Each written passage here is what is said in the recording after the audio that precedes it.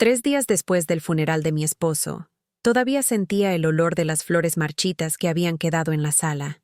La casa estaba en silencio, un silencio pesado, de esos que no se rompen ni con el sonido de los pasos. Apenas podía dormir. Cada vez que cerraba los ojos, me venía la imagen de él, con las manos entrelazadas sobre el pecho, como si estuviera descansando después de tantos años de trabajo. Aquel miércoles por la mañana, mi hijo Tomás apareció en la puerta. No llamó antes, simplemente tocó el timbre y esperó. Llevaba una camisa azul planchada con cuidado, pero no tenía el rostro de alguien que venía a dar consuelo.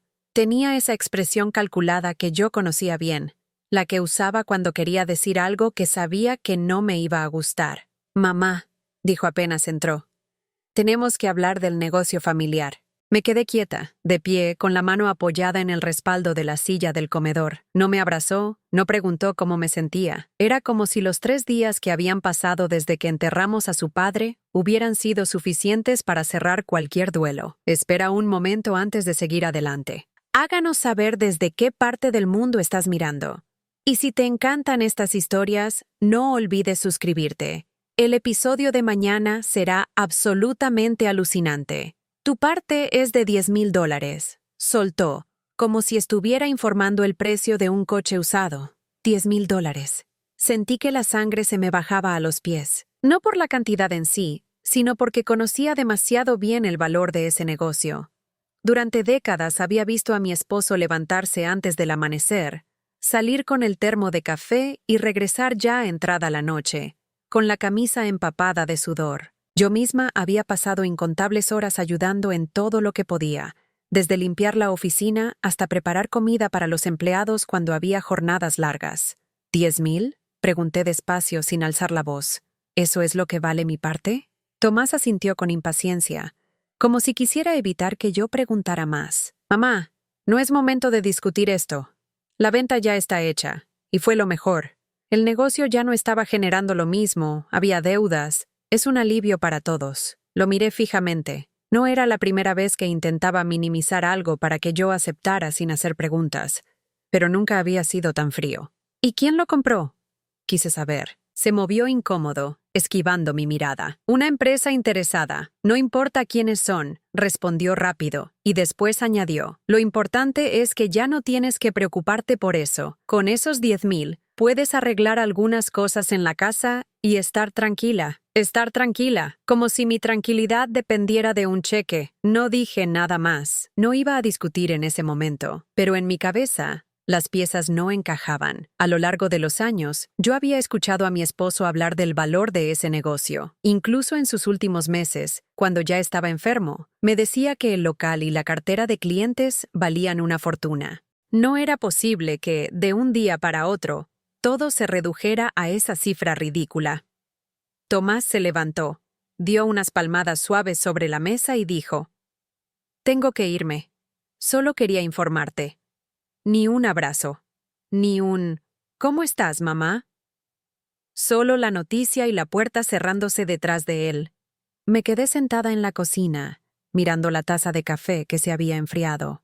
Sentí una mezcla de tristeza y de algo que, aunque no quería admitirlo, se parecía demasiado a la traición. No por el dinero en sí, sino porque ni siquiera había tenido la decencia de explicarme bien la situación. Pasé el resto del día recordando los años de trabajo, los fines de semana en que mis hijos jugaban en la oficina, mientras yo limpiaba o ayudaba con papeleo, las veces que cocinaba para todo el personal en reuniones importantes. Recordaba cómo, cuando Tomás era pequeño, me decía que algún día él iba a dirigir el negocio y cuidaría de mí. Y ahora, lo único que me ofrecía era una cifra insultante y un «ya está hecho». Esa noche apenas probé bocado. Me acosté temprano, pero el sueño no llegó. En mi cabeza, una pregunta no dejaba de repetirse. ¿Por qué tanto apuro en cerrar el tema? Algo estaba escondiendo. Al día siguiente, llamé a Valeria, una amiga de toda la vida que había trabajado como contadora para varias empresas de la ciudad. Le conté lo que había pasado y le pedí que, por favor, averiguara si podía conseguir algún dato sobre la venta. No quería que Tomás supiera que estaba investigando. Si había algo raro, necesitaba confirmarlo antes de enfrentarlo. «Déjame unos días», me dijo. «Veré qué puedo encontrar». Esos días se hicieron eternos. Mientras tanto, trataba de seguir mi rutina. Levantarme temprano, ordenar la casa, salir a comprar lo justo.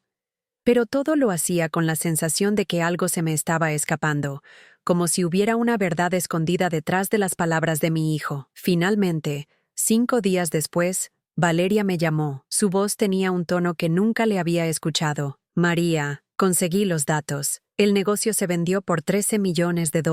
Me quedé muda. ¿Estás segura? Pregunté con un hilo de voz. Totalmente. Firmaron hace una semana. Todo está registrado. Y hizo una pausa. No sé si querés saber esto ahora, pero encontré algo más. Decime. El comprador, bueno, es una sociedad anónima que, por lo que vi, está a tu nombre. Sentí un calor subirme al rostro. No era sorpresa, era otra cosa. Una mezcla de satisfacción y alivio que llevaba años esperando. Porque lo que Valeria no sabía era que, desde hacía mucho tiempo, yo tenía un plan. Respiré hondo y, por primera vez en días, sonreí. Gracias, Valeria. Hiciste más de lo que imaginás. Colgué. Me quedé sola en la cocina, con las manos apoyadas en la mesa. Ahora todo tenía sentido.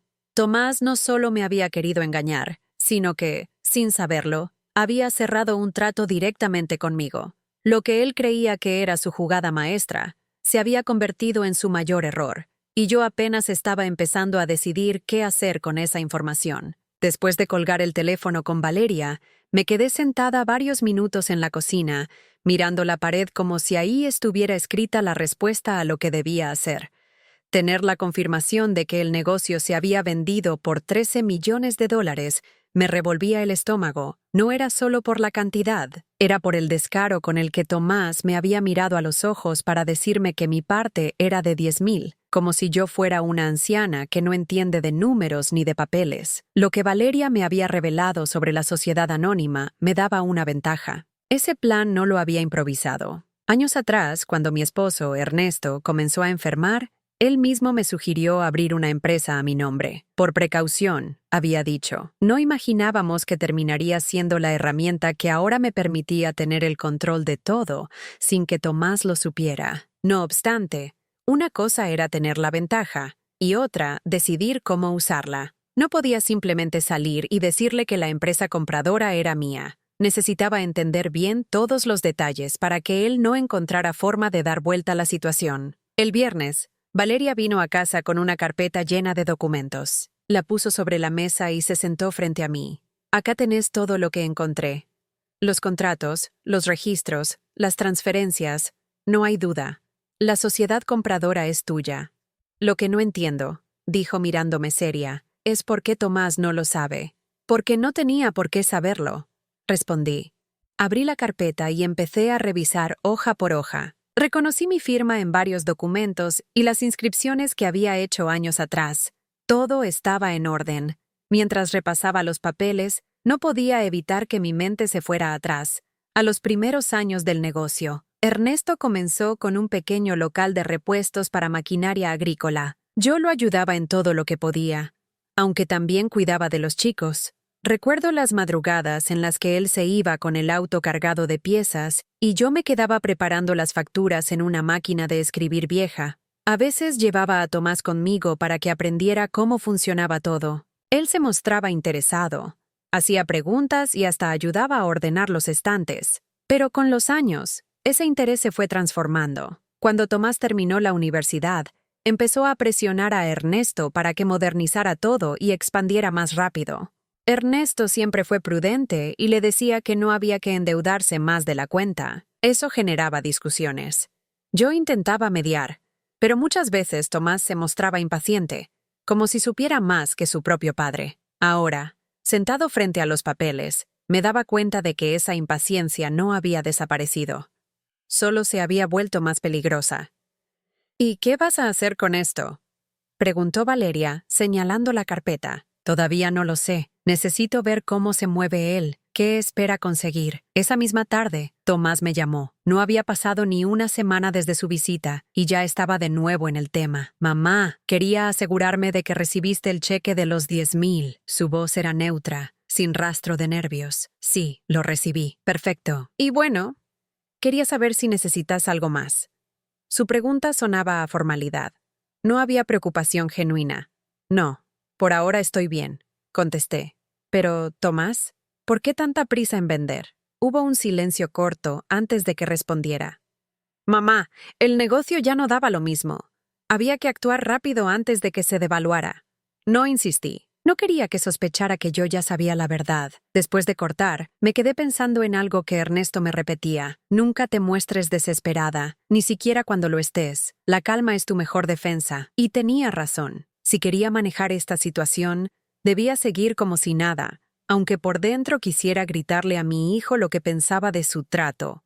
Los días siguientes me dediqué a ordenar papeles viejos.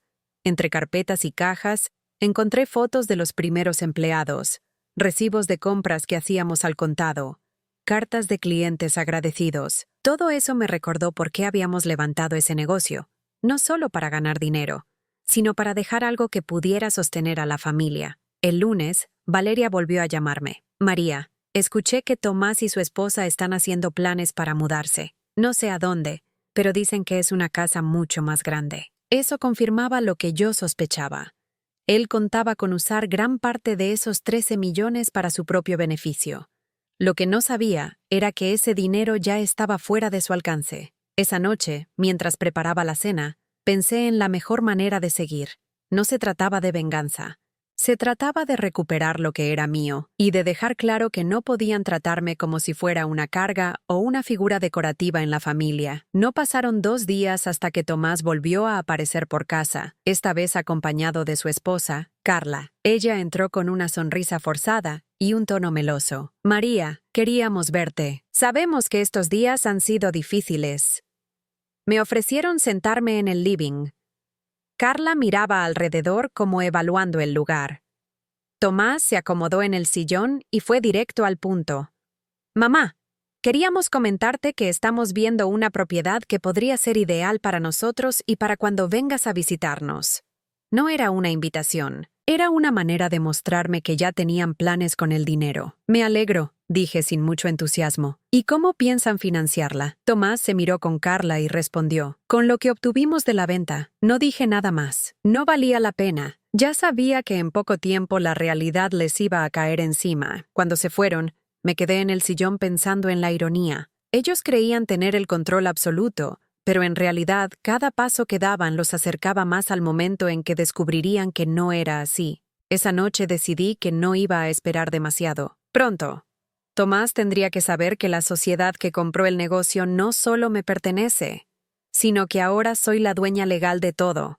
Pero antes de decirlo, quería tener todo atado para que no pudiera reaccionar de forma que me perjudicara. Y para eso, necesitaba tiempo y paciencia. Después de la última visita de Tomás y Carla, supe que no podía seguir dejando que las cosas avanzaran sin actuar. No era solo que ellos ya se comportaban como si tuvieran derecho a decidir sobre todo. Era que cada día que pasaba, aumentaba el riesgo de que intentaran hacer algún movimiento que pudiera complicar mi posición. La carpeta que me había traído Valeria estaba sobre la mesa del comedor. Llevaba días revisándola, leyendo cada página, cada cláusula, cada firma.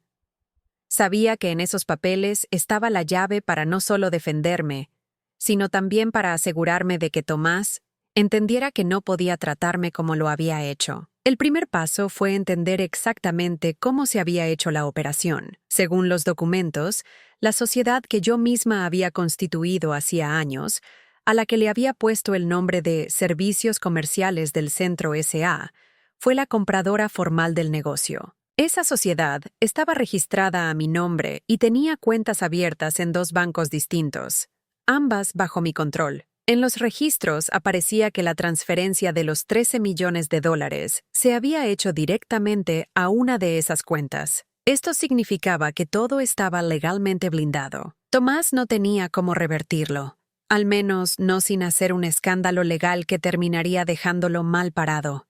Pero no podía confiarme.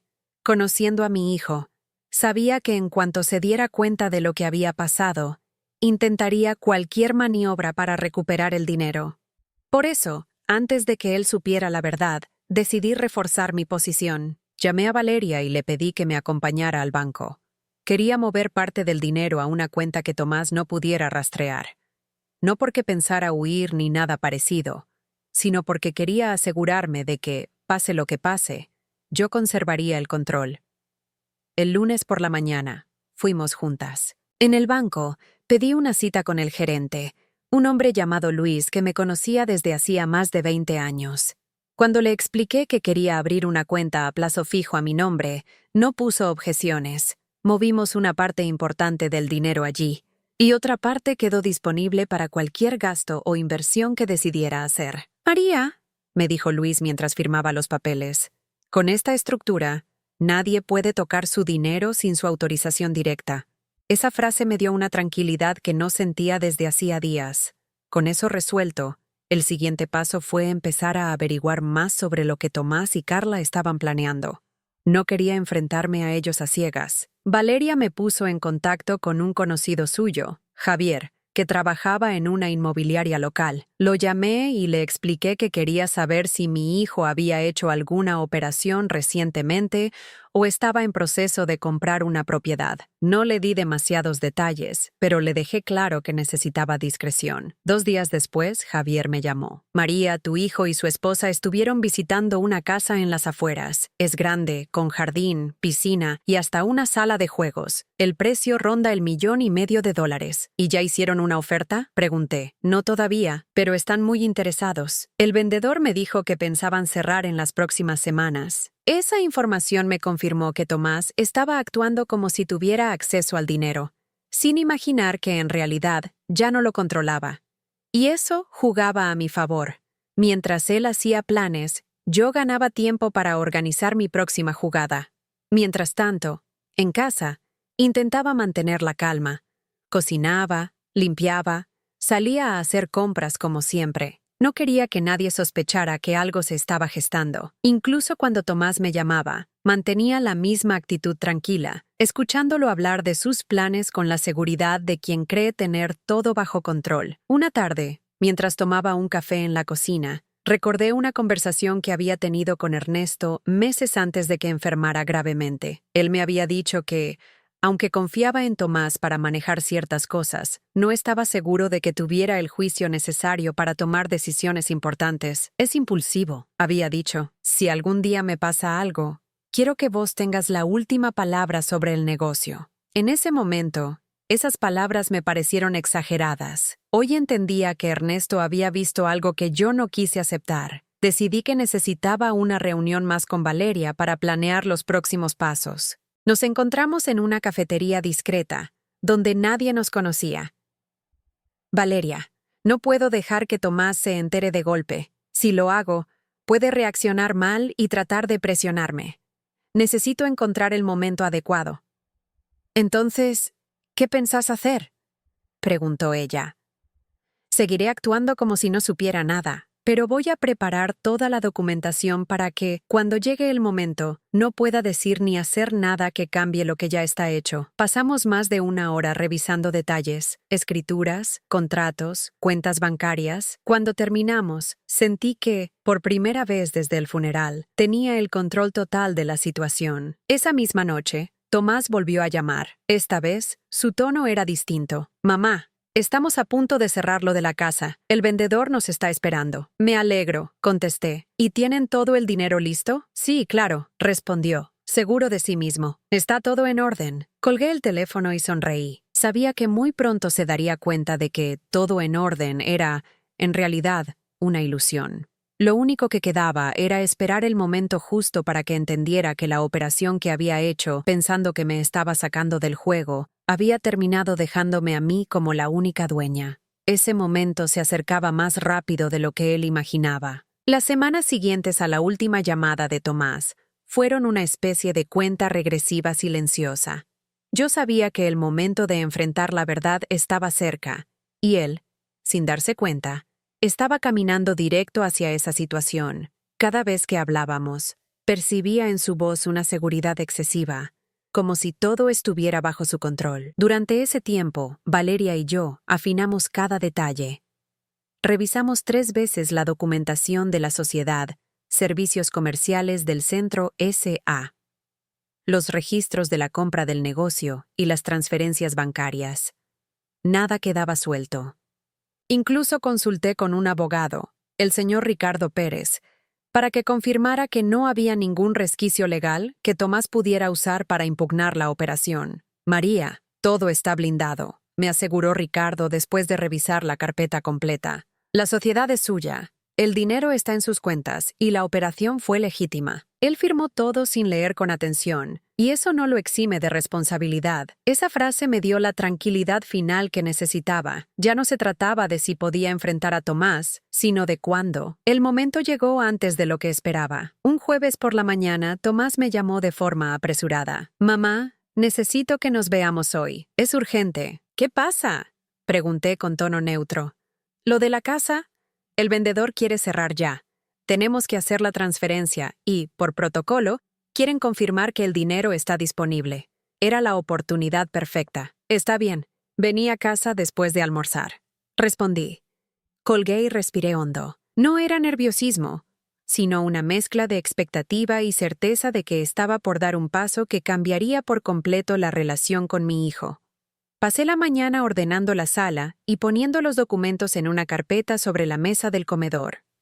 No quería dar un discurso ni usar palabras rebuscadas, solo mostrarle los hechos tal como eran. A las 3 de la tarde, Tomás llegó. Venía solo, sin Carla, lo que me facilitaba la conversación. Entró rápido, con el celular en la mano y un gesto de apuro. «Mamá, necesito que autorices la transferencia», dijo apenas se sentó. «¿Qué transferencia?», pregunté, aunque sabía bien a qué se refería. «La de la casa. Está todo listo. Solo falta que confirmes con el banco». Me senté frente a él y abrí la carpeta. «Tomás, antes de hablar de transferencias, quiero que me digas algo. ¿Quién compró el negocio?». Me miró extrañado, como si la pregunta fuera innecesaria. «Te dije que era una empresa interesada. No importa el nombre». «Me importa», respondí con calma. «Decime el nombre de la empresa». Él suspiró, como si fuera una molestia. «Servicios Comerciales del Centro S.A. ¿Por qué querés saberlo ahora?». Lo miré a los ojos y, sin cambiar el tono, dije: «Esa sociedad es mía». Al principio no reaccionó. Se quedó en silencio unos segundos, como si no hubiera entendido lo que le acababa de decir. Después frunció el ceño. «¿Cómo que es tuya?». «Exactamente lo que escuchaste. Esa sociedad la fundé hace años, a mi nombre. El negocio lo compré yo. El dinero está en mis cuentas». El color le cambió. Pasó de la seguridad a la incredulidad en cuestión de segundos. «No, eso no puede ser». Deslicé hacia él los documentos con las firmas, los registros y las transferencias. «Acá está todo. Tus firmas, las escrituras, las cuentas, todo legal». «Pero yo», balbuceó, «¿por qué no dijiste nada?». «Porque quería que quedara claro quién estaba tomando decisiones sin consultarme. Vos pensaste que me estabas dejando fuera, pero lo único que hiciste fue venderme a mí misma lo que ya era mío». Se reclinó en la silla, pasándose una mano por el rostro. La seguridad con la que había llegado se había desvanecido. «Entonces», empezó a decir, pero no terminó la frase. «Entonces», lo interrumpí, «la casa que querés comprar, los planes que tenés con ese dinero, no existen. Ese dinero es mío y lo voy a usar como yo decida». Hubo un silencio largo. Podía ver que estaba intentando procesarlo, buscando alguna salida, algún argumento que le devolviera la ventaja. «Mamá, esto no es justo», dijo al final, con un tono entre enojo y súplica. «Yo contaba con ese dinero. No es justo que me hayas mentido sobre el valor del negocio», respondí sin levantar la voz. «No es justo que me trataras como si no entendiera nada». Tomás no respondió. Se levantó de la silla y empezó a caminar por la sala, con las manos en la cintura. «Carla no va a estar contenta con esto», dijo finalmente. «Carla no es parte de esta conversación», contesté. «Esto es entre vos y yo». Se detuvo y me miró. «¿Qué pensás hacer con el negocio?». «Administrarlo, cuidarlo y asegurarme de que siga siendo rentable». No dijo más. Recogió sus cosas, guardó el celular en el bolsillo y salió de la casa sin despedirse. Me quedé sentada en la mesa del comedor, mirando la carpeta abierta. No sentí alivio ni satisfacción. Lo que sentí fue una certeza. A partir de ese momento, la relación con mi hijo nunca volvería a ser la misma, pero al menos ahora él sabía la verdad. Después de que Tomás salió de casa aquel día, el silencio fue pesado. La puerta había cerrado con fuerza y el sonido todavía retumbaba en mi cabeza. Me quedé un rato en la mesa, sin mover los documentos que había dejado abiertos. Sabía que él no iba a aceptar la situación fácilmente. Conociéndolo, Era cuestión de tiempo antes de que intentara alguna maniobra para revertir lo que ya estaba firmado. Esa misma noche, no recibí llamadas ni mensajes de él, tampoco al día siguiente. Sin embargo, el viernes por la tarde, mi teléfono sonó. El número era de Carla. Dudé en atender, pero finalmente lo hice. «Hola, María», dijo con un tono que claramente no era amistoso. «Creo que tenemos que hablar. Decime». Tomás me contó lo que pasó. Y sinceramente, no entiendo cómo podés hacerle esto a tu propio hijo. Carla, yo no le hice nada. Él fue quien intentó dejarme fuera de algo que también me pertenece. No es así, replicó. Él solo quería manejar las cosas. Vos no necesitas tanto dinero. Eso lo decido yo, no vos. Hubo un silencio breve, y luego ella cambió el tono, como si intentara negociar. Mira, podemos llegar a un acuerdo. No te pedimos todo, solo una parte para poder seguir con nuestros planes. No voy a darles nada, Carla, y no hay nada más que hablar. Colgué antes de que pudiera responder. Sabía que esa conversación no iba a llegar a ningún lado. Los días siguientes fueron tensos. Tomás no me llamaba, pero me enteraba por comentarios de conocidos que él y Carla estaban hablando mal de mí, insinuando que yo me había aprovechado de la situación. No me importaba lo que dijeran, pero sí me preocupaba lo que pudieran intentar. Valeria me visitaba con frecuencia. Una tarde, mientras tomábamos café en la cocina, me dijo: «Tené cuidado, María. Cuando alguien se siente acorralado, es capaz de hacer cualquier cosa». Tenía razón. Por eso, reforcé aún más las medidas para proteger mis cuentas. Fui al banco, hablé con Luis y pedí que cualquier movimiento grande requiriera mi autorización presencial y una clave adicional. Luis me aseguró que, con eso, nadie podría mover ni un centavo sin mi consentimiento. Mientras tanto, el negocio seguía funcionando. Fui a la oficina central por primera vez desde que había pasado todo. Los empleados me recibieron con respeto, aunque noté cierta sorpresa en algunos al verme llegar.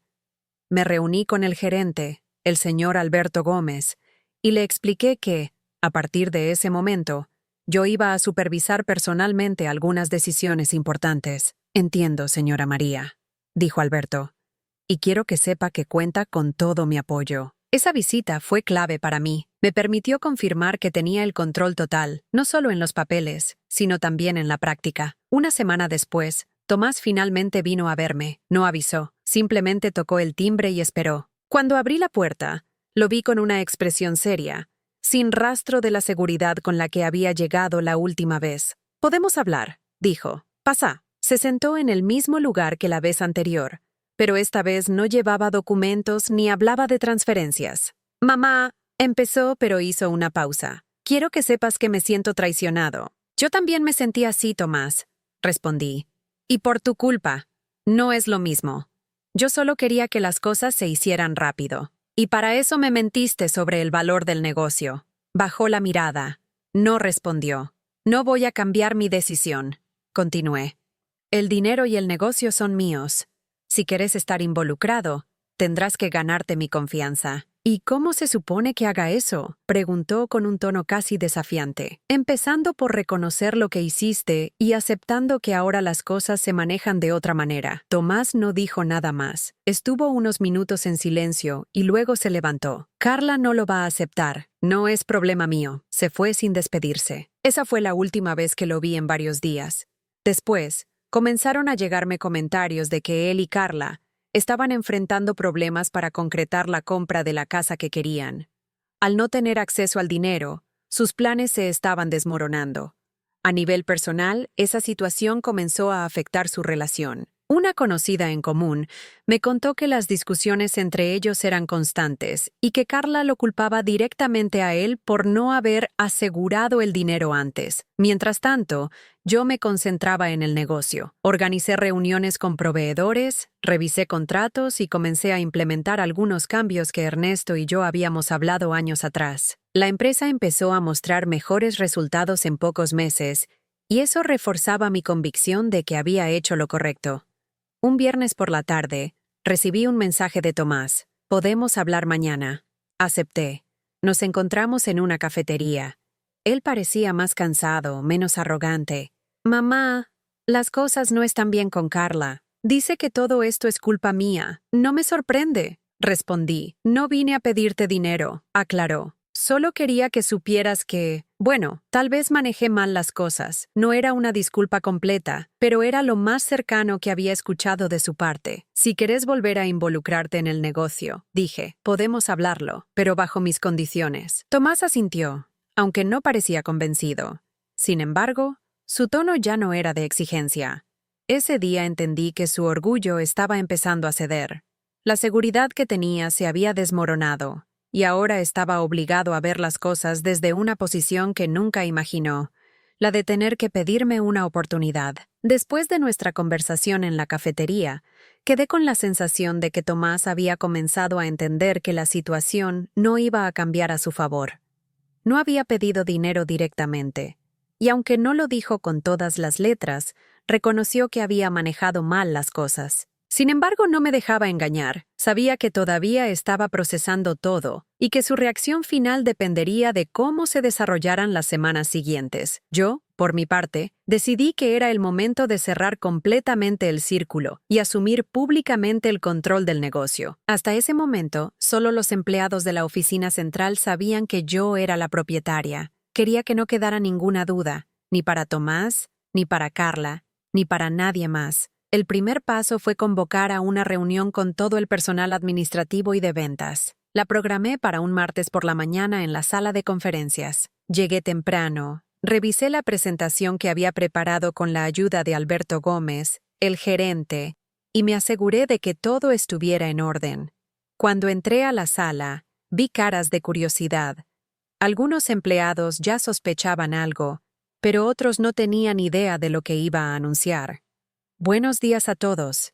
Empecé de pie frente a ellos. Quiero agradecerles por el trabajo que han hecho durante estos meses. Sé que han sido tiempos de cambios, y hoy quiero que sepan exactamente cuál es mi papel en todo esto. Saqué un sobre de mi carpeta y lo dejé sobre la mesa. Desde hace semanas, yo soy la propietaria de la empresa. Y no solo en los papeles, voy a estar al frente de las decisiones más importantes para que sigamos creciendo. Hubo un murmullo entre los presentes. Algunos sonrieron, otros se miraron entre sí sorprendidos. Eso significa, continué, que cualquier comunicación importante, cualquier negociación relevante o cambio estratégico pasará por mí. Alberto seguirá como gerente general, pero yo voy a supervisar personalmente el rumbo de la empresa. Terminada la reunión, varios empleados se acercaron para felicitarme y ofrecerme su apoyo. Sentí que había dado el paso que faltaba. Ya no era algo que se manejaba en silencio, ahora era oficial y público. Esa misma tarde, recibí un mensaje de Tomás. Necesitamos hablar. Le respondí que podía venir al día siguiente. Cuando llegó, noté que su actitud era más seria. No había rastro de la confianza que solía tener. Así que ahora todos saben que sos la dueña, dijo apenas se sentó. Así es, me parecía lo correcto. Carla está furiosa. Dice que me dejé sacar todo de las manos. Tomás, vos firmaste todo sin leer. Vos me mentiste sobre el valor del negocio. Si hay alguien responsable, sos vos. No discutió. Bajó la mirada y asintió. Supongo que ahora ya no hay nada que hacer, admitió. No, lo que hay que hacer es seguir adelante. Si querés, podés trabajar conmigo en el negocio, pero bajo mis condiciones. ¿Qué condiciones?, preguntó con cautela. Transparencia total, nada de decisiones sin consultarme. Y, sobre todo, respeto. Tomás permaneció en silencio unos segundos antes de decir, está bien. Sabía que aceptar esas condiciones no significaba que de un día para otro todo iba a ser perfecto, pero era un comienzo. En las semanas siguientes, empezó a venir a la oficina algunos días para ponerse al tanto. Lo mantuve en tareas supervisadas, sin darle acceso directo a cuentas ni contratos importantes. Quería ver si realmente estaba dispuesto a trabajar de manera correcta o si solo buscaba una oportunidad para recuperar el control. Mientras tanto, el negocio seguía creciendo. Implementamos mejoras en el sistema de atención al cliente. Renegociamos con proveedores y abrimos una nueva línea de productos que Ernesto siempre había querido lanzar, pero nunca había podido concretar. Un viernes, después de cerrar la jornada, me quedé sola en la oficina revisando papeles. Alberto entró y me dijo, «Señora María, quería felicitarla. Los números están mejor que en los últimos 3 años. Gracias, Alberto.